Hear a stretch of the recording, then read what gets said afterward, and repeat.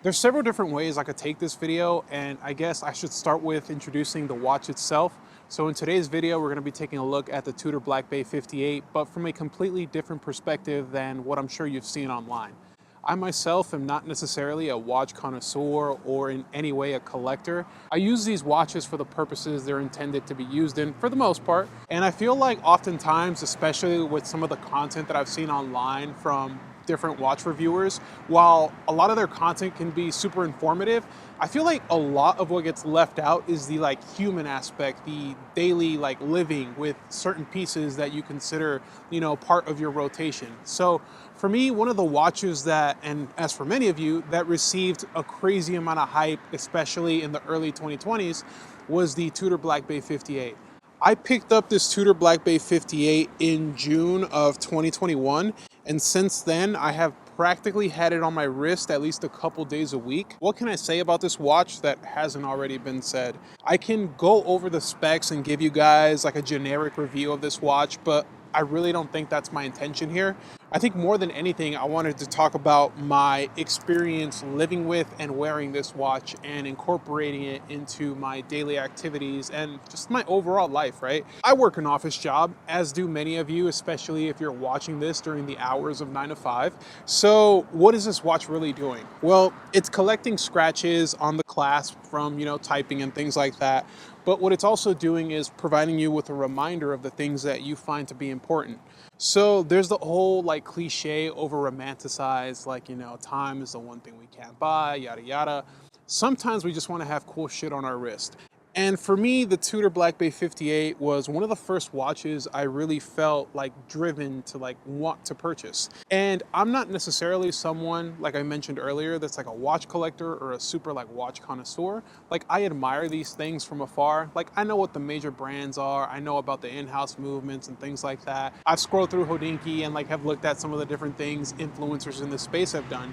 But I really wanted to give this watch a review from someone who has worn it almost daily, who has appreciated it from a non-snobby perspective and has genuinely put, to good use this watch in all different types of scenarios. When I first purchased this watch in June of 2021, I took it on a vacation with me to Hawaii.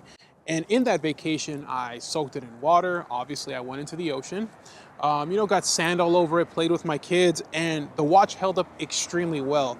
One of the things that drew me towards this watch was the vintage look and aesthetic, as is the reason and rationale many of you are a fan of this watch as well. I'm going to reiterate a point that's been made so many times over, but the DNA of this watch, really, a lot of it is owed to Rolex, and I think it's that vintage charm that has drawn many different people into wanting to purchase this watch, especially because with the modern specifications, you definitely can treat it like a daily beater and it'll hold up for the most part. So the one that I purchased is close to 5 years old now, and I've been the only owner. I did buy it from an authorized retailer, brand new. So in my experience, this watch has, done a lot of things, but it's also let me down in a few areas. I remember watching reviews of this watch when I was considering purchasing it, and a lot of people were making a big deal out of this riveted bracelet. I can't even tell they're there. Once it's on your wrist, it really doesn't matter. If something as small as that is gonna stop you from buying a watch, I think that's kind of ridiculous. The rivets practically just go away when the watch is on your wrist. Another thing that really drew me towards this watch was the use of the gilt dial. I'm a really big fan of the way gold looks on black, especially when used in a very tasteful manner. And I think the Tudor Black Bay 58 used it in a very charming and vintage way. So for me, that was something that really drew my attention towards the overall aesthetic of a piece. And one of the reasons I really don't want to talk about the specs, besides the fact that they've been reiterated on the internet so many different times, is most people don't really care. You know what I mean? They want a watch that looks cool. They want something that exudes what it is that they're into and kind of gives off an impression that they want the world to think of them. And I've noticed a lot of people in this hobby, they say that that's not why they purchase things, but we all know, if a dude looks at your wrist, because it's usually a guy, they look at your wrist, they make a compliment, or they give you a compliment like, hey, nice watch, that makes someone's day.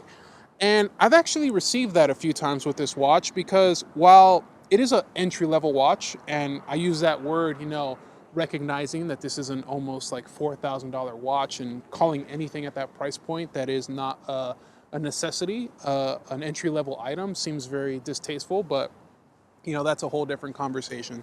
So I've received this from guys like, that wear much nicer like timepieces or watches than this.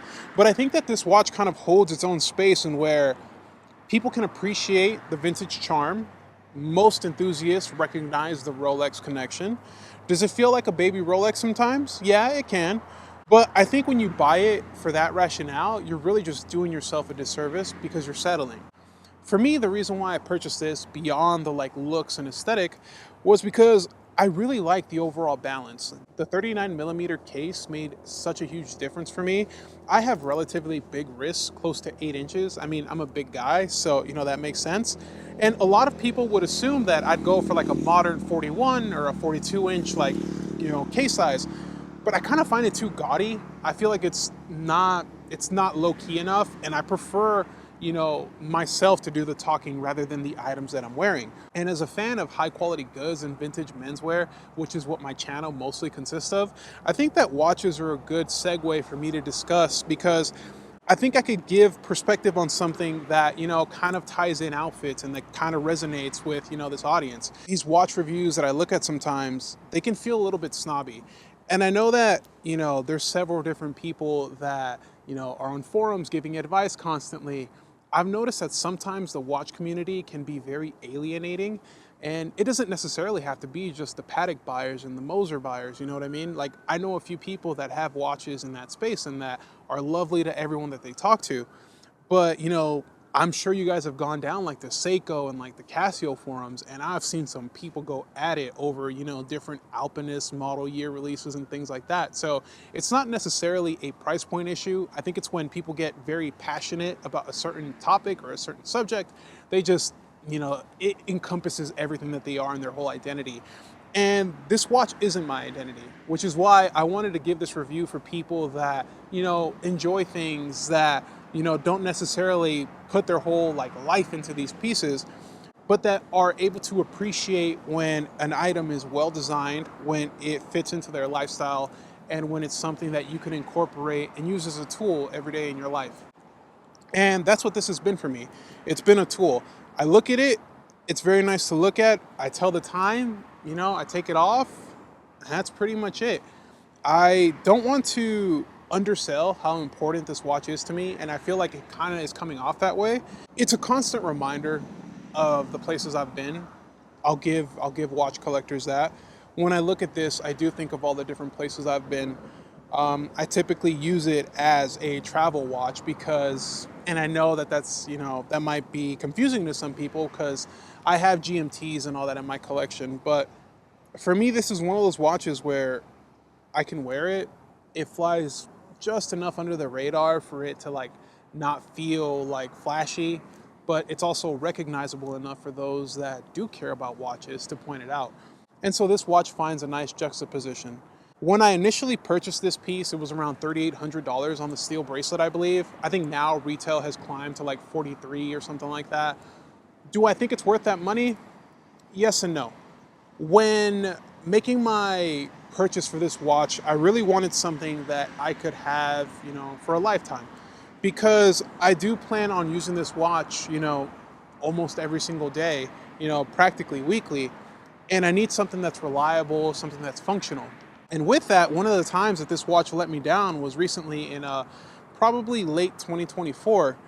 My watch was losing maybe like 20 or 30 seconds a day and then would just completely stop working. I believe the movement used on this release was the MT5400 or something like that. But this was the first like version of Tudor's in-house movement, if I recall correctly. And I know that they've updated it since, but it would gain 20 seconds a day or 30 seconds a day. Sometimes it would completely stop working and it wouldn't even let me like wind the watch.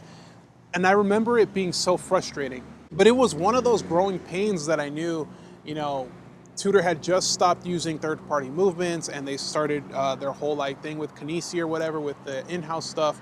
And so I knew there was going to be some growing pains. But when you're unable to wear your luxury watch for an extended period of time because it can't tell time, it can become frustrating with the experience. And there was a while where I completely neglected this watch and I was wearing my other pieces because I felt like it had let me down. in the sense that the core function that I needed it to do, it wasn't operating in. It was around the time that I realized it had messed up. I thought that the watch was gonna be out of warranty, but then I recalled seeing a post that Tudor had extended their warranty for some of their earlier models. And I think that's probably because they knew that some of the movements were giving out a little bit early. So when I saw that my watch was still under warranty, I took it into my local Tudor shop at the Century City Mall, and they gave it back to me within a couple weeks completely fine. And now it is running to, the cost certified, like plus or minus 4 to 5 seconds a day. And I've been enjoying it a lot more. And just thinking about the fact that I've had this watch for close to 5 years now, it's really kind of made me think about all the different places I've been with it in that, cliche, over romanticized way that a lot of people tend to gravitate towards. And I guess my advice would be, if it's a watch that resonates with you, where, it fits into your lifestyle and you don't have to change what you're doing to incorporate it, I would highly recommend purchasing it. But if it's a watch that you're buying because a random stranger online told you that it is the best bang for buck, or it's, an entry-level watch that everyone needs to have, I think when you start buying watches, well, not just watches, but things in general with that type of mindset, you're really doing yourself a disservice. For me, if I could go back, I'd buy it again. It's been a watch that I've enjoyed for the most part. It's given me a number of problems, but I still find myself coming back to it. I don't know how many more of these watch reviews I'm gonna do because it's not really my forte. I tend to stick to clothing, but if this is something you guys are interested in hearing or seeing more often, definitely let me know in the comments, and maybe I'll share some more of my thoughts on some of the different pieces I have. Please make sure to like and subscribe, and until next time, thank you all again for tuning in. Peace.